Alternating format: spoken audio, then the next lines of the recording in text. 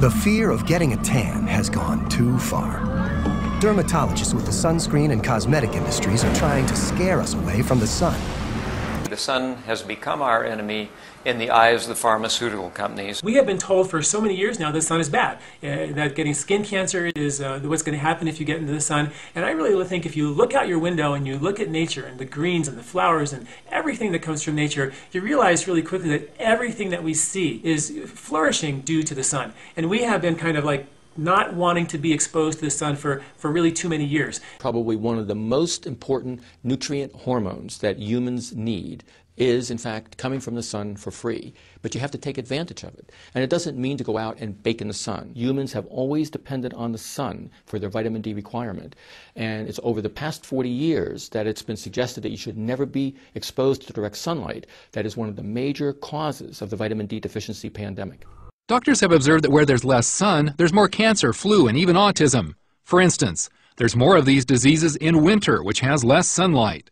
And there's also more of these diseases the further you get away from the equator. Laying out in the sun can help boost your immune system, help eliminate depression, increase your bone density, and even decrease your odds for cancer. We know that sensible sun exposure reduces risk of deadly cancers, reduces risk of infectious diseases, autoimmune diseases, hypertension, heart disease, stroke. Sunshine is crucial for a healthy body as well as healthy bones. It's very underestimated in its role in our ability to utilize calcium. People get very obsessed about calcium. Are we getting enough? Where are we getting it from? They fail to recognize that unless they're getting sufficient natural sunlight on their skin, it doesn't matter how much calcium they consume, they're not going to be able to utilize it anyway. Sunlight exposure is important for more than just reasons of vitamin D. You actually need to get sunlight in your eye in order to maintain a happy state of mind. You've probably heard of seasonal affective disorder, yeah? Where people who don't get enough sunlight become depressed. By getting sunlight into the eye from reflected objects, we raise the serotonin level, which is what Prozac and some of these antidepressive drugs do. And it does actually, it's been proven that sunlight does a better job in raising serotonin than most of the antidepressive drugs.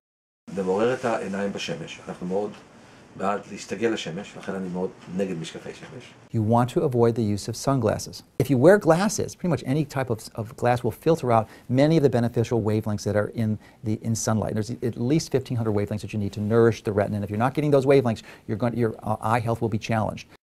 To avoid burning, which is never good, cover up with clothing or move to the shade, rather than ever using any sort of noxious, toxic creams or lotions to put on yourself.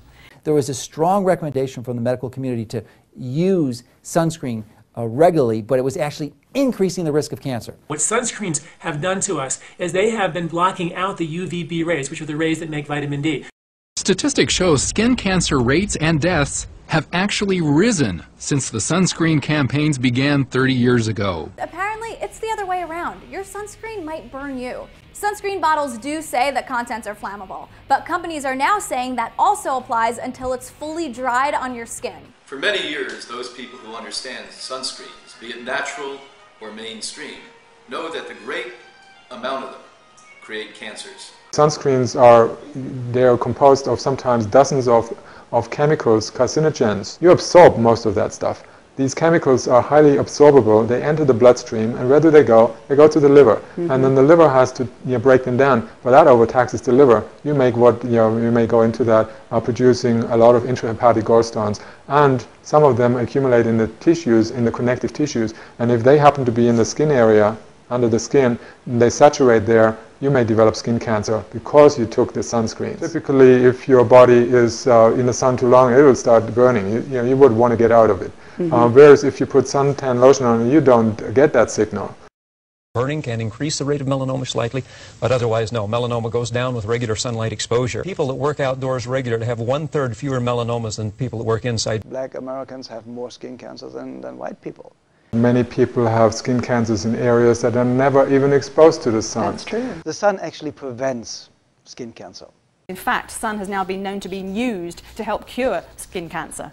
More than any drug that will ever be developed will ever do for cancer. We have the answer to many of these cancers. The sun on your skin is vital to keeping your body healthy and your body clean. And those two things are vital in the prevention of cancer. Your skin itself is incapable of actually being clean unless it's exposed to the sanitation of the sun's rays. In our society, people get too little sunshine. As a result, they have problems with low vitamin D levels. Well, this means you need to go out and get more sunshine, but that's rarely communicated to the patient. Instead, just like the rest of medicine, the communication is buy pills, buy pills, buy pills.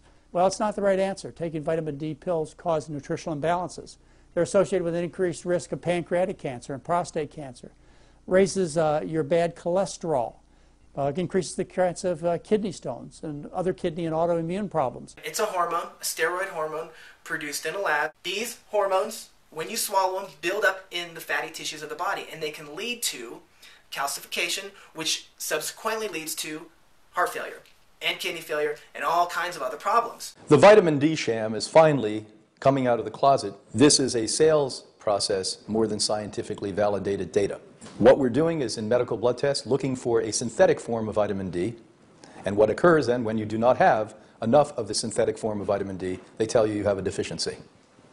Doctor after doctor who doesn't have the time to research or study it and knows little, if anything, about nutrition, has been prescribing large amounts of vitamin D to people. What is not told to the public, however, is that the vitamin D levels that tend to go down in our blood, that's the storage form of vitamin D. And our storage can go up and down like that. It doesn't necessarily mean it's going to have consequences. It gets metabolized as the body needs it into a metabolite of vitamin D that's 1,000 times more active. And the body is the master at controlling how much of that converts from storage to this. The policy committee, scientists, went back and really looked at the literature fairly carefully on all the vitamin. There's been a lot of research on that.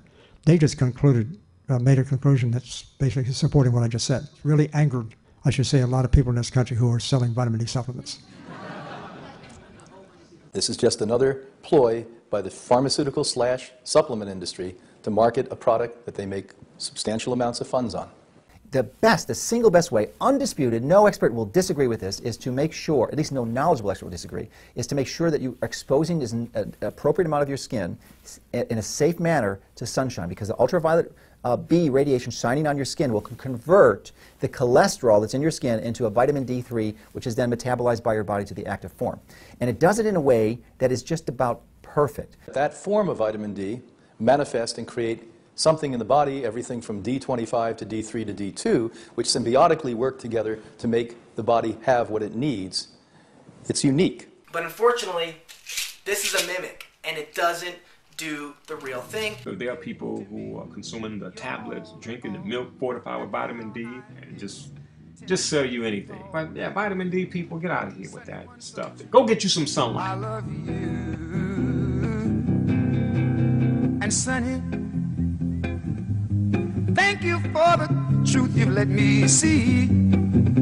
And Sonny, thank you for the facts from A to Z. My life was torn like windblown sand, then a rock was born.